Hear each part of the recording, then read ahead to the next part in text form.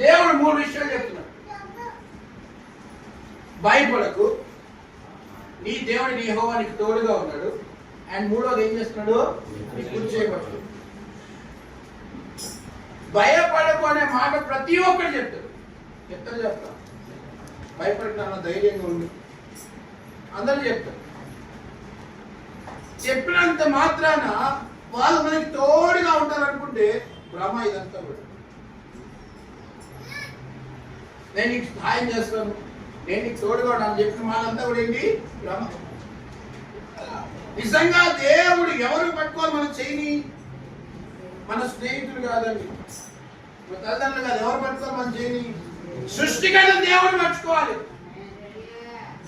ఆయన కనుక నీ చేయిని పట్టుకొని, ఆయన కనుక నీకు తోడుగా ఉండి, ఆయన కనుక నీ నిలబెడితే